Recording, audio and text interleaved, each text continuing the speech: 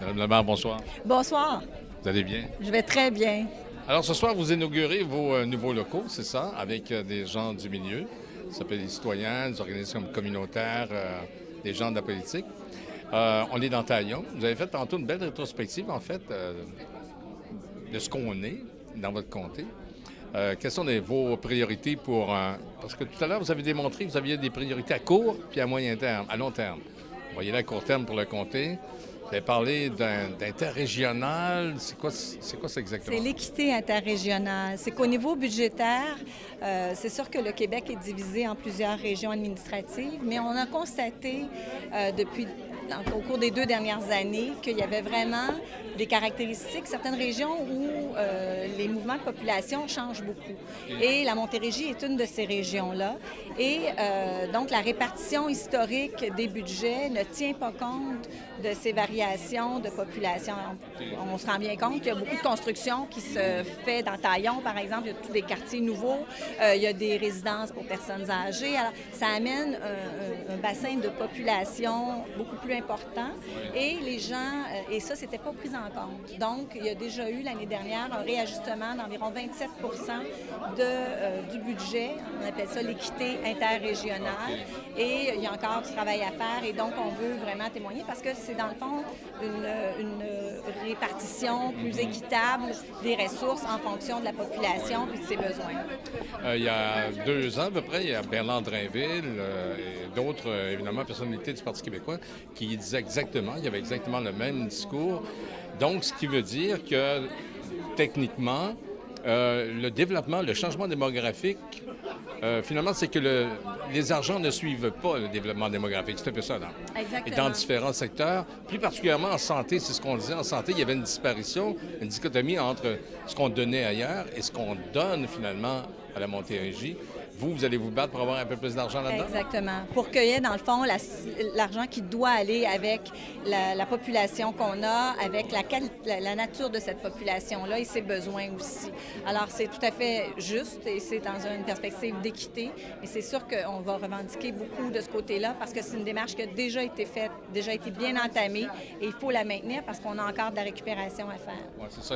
Il y a du rattrapage à faire. Exactement. Tu as parlé des CPE tantôt. Il y a une nouvelle qui est sortie aujourd'hui. Le premier ministre Couillard veut modaliser, en fait, d'une certaine façon. Ceux qui ont plus d'argent vont payer plus cher dans les CPE. C'est quoi votre point de vue là-dessus? Vous savez, on est très conscient qu'il faut gérer les finances de façon serrée. Mais je suis très préoccupée quand on vient toucher au centre de la petite enfance, qui sont vraiment un joyau de nos mesures sociales au Québec. Et il n'y a pas que moi qui le dis, là, on regarde un peu, je suis en train de lire le bon sens à la Scandinave, pourquoi les pays scandinaves, la Suède, tout ça, pourquoi ça fonctionne bien, c'est qu'on a compris l'importance de donner une base solide à notre jeunesse. Et ça, il faut vraiment que ça reste. Et je trouve que c'est un terrain très glissant, on le voit, même les garderies privées ne s'objectent à cette mesure-là. Alors, je trouve que ça fait un peu improvisé à ce moment-ci, en tout cas, et je trouve que de venir jouer dans ce pilier de nos services sociaux, c'est très, très risqué. Et je vais poser beaucoup de questions et je suis sûre que l'opposition officielle va poser énormément de questions et qu'on va, s'il y a une menace et que ça amène moi, je suis préoccupée. Je ne suis pas du tout d'accord à ce moment-ci pour qu'on travaille là-dessus après 5 mois d'élection. Je trouve qu'il y a d'autres priorités. Oui, il y a beaucoup d'autres. C'est comme si... On touche aux plus vulnérables. Et l'analogie qu'on peut faire, c'est un peu comme avec les étudiants. Mais les étudiants ont été capables de se défendre. Mais là, est-ce qu'on va demander à nos enfants de sortir dans les rues pour les parents vont sortir dans tous les cas. Les parents, je pense qu'ils vont réagir, c'est sûr. Tout ceci étant dit, ça ne veut pas dire qu'il n'y a pas des mécanismes pour faire en sorte que les plus favorisés de notre société contribuent. Et j'entends les gens dire, ben nous, on est dans la classe moyenne puis on paie beaucoup. Je pense que cette mesure-là, justement, elle ne protège pas du tout la classe moyenne et elle la pénalise encore.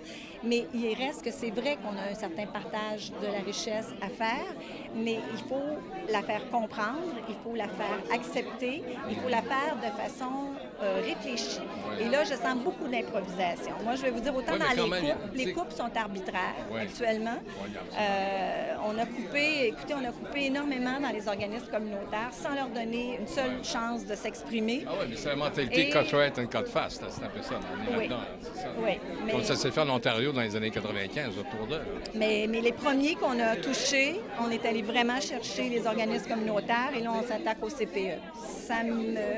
Je pense qu'on prend des endroits où les gens sont plus vulnérables.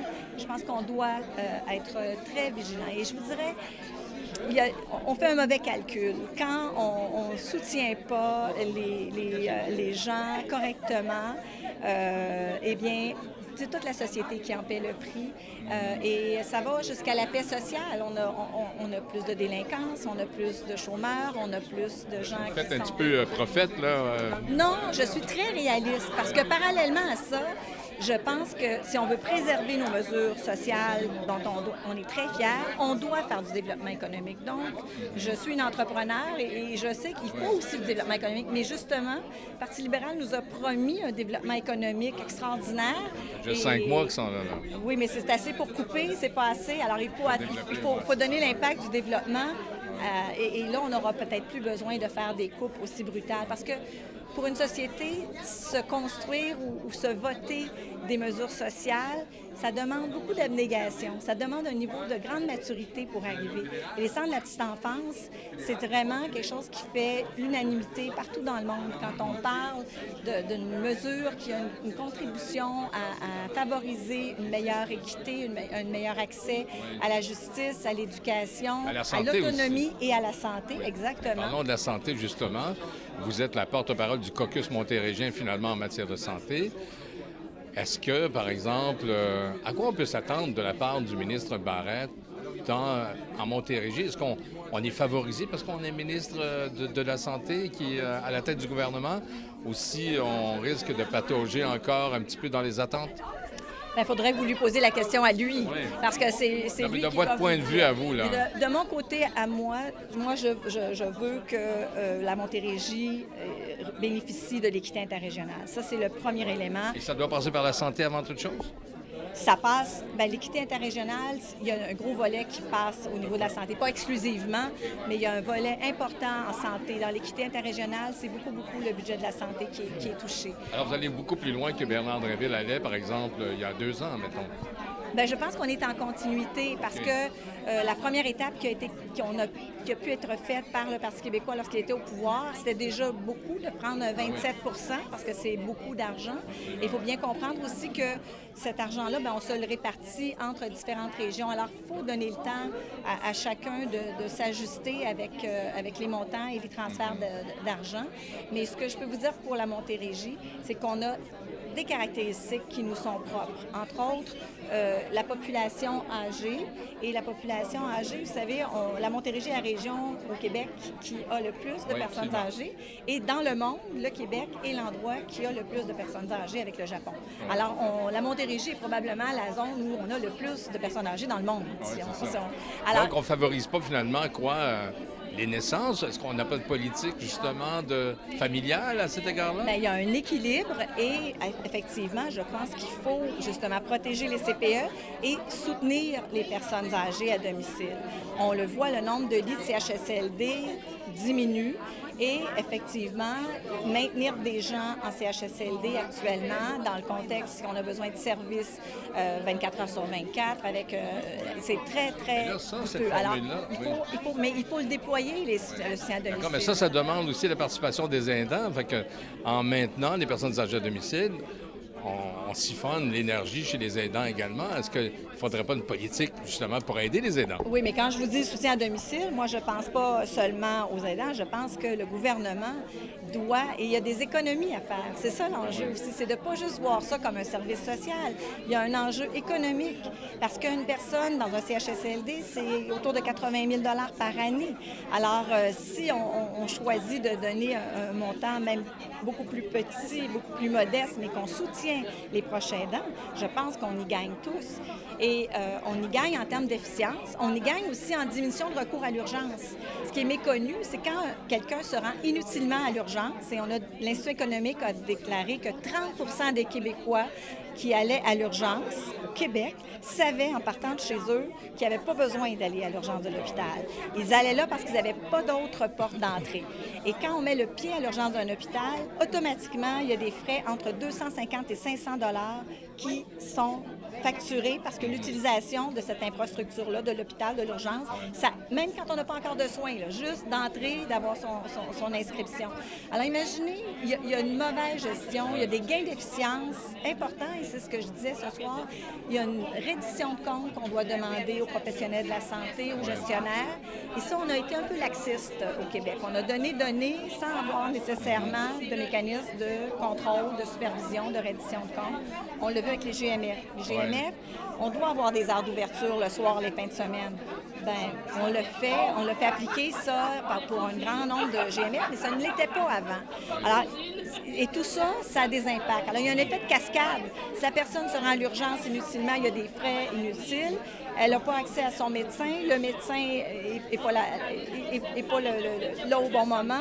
Moi, je pense qu'on peut utiliser beaucoup plus des infirmières, on peut utiliser les pharmaciens. Comme je disais, on peut permettre aux ambulanciers de faire plus, aux optométristes. Mais qu'est-ce que vous pensez de l'idée du ministre Barrette? Puis, de toute façon, c'était dans une de ses promesses électorales, d'ouvrir des super cliniques avec des super infirmières, etc. Ça, vous êtes d'accord avec ça, là? Bien, vous irez voir dans l'étude de crédit, j'ai questionné le ministre Barrette sur ces deux dossiers parce que les deux promesses qu'il avait faites, c'était 2000 infirmières praticiennes spécialisées en 10 ans et 50 cliniques privées. Et il n'avait rien de planifié. Vous savez, actuellement, il y a 50 infirmières praticiennes spécialisées qui sont diplômées par année. Pour en produire 2000 en 10 ans, il faudrait déjà qu'on ait des cohortes de 200 à partir de cette année. Et il n'y a aucun budget qui a été alloué dans les universités, parce qu'il faudrait que ce soit au niveau de l'éducation, pour s'assurer qu'on va augmenter les cohortes de 50 à 200. Alors, ce sont des promesses vraiment faites à la légère. Je vous dis, il n'y a vraiment pas de profondeur. Et dans les 50 cliniques privées, là non plus, on a beaucoup de réserves. Parce que ces cliniques-là, on veut les équiper avec des technologies, l'imagerie médicale, un scan. Si on a un scan à dépenser, mettons-le dans un hôpital. Et les gens de la Caisse, l'Association québécoise des établissements de santé, nous disent, nous, on est ouvert à ce que les soirs, les fins de semaine, nos hôpitaux soient disponibles pour que la population puisse profiter de ces services-là à l'intérieur des murs de l'hôpital. Donc, on fait d'une pierre deux coups, permet à nos hôpitaux de rester à la fine pointe de la technologie. Sinon, on envoie cette technologie-là dans le privé, dans des cliniques sur lesquelles on n'aura pas le contrôle, et on permet un meilleur accès. Alors, il y en a des solutions dans notre système de santé. Je ne suis pas certaine que c'est celle que le ministre va prendre, mais je vais le surveiller de près. Je vous remercie. Ça me fait plaisir. Bonne session. Au revoir.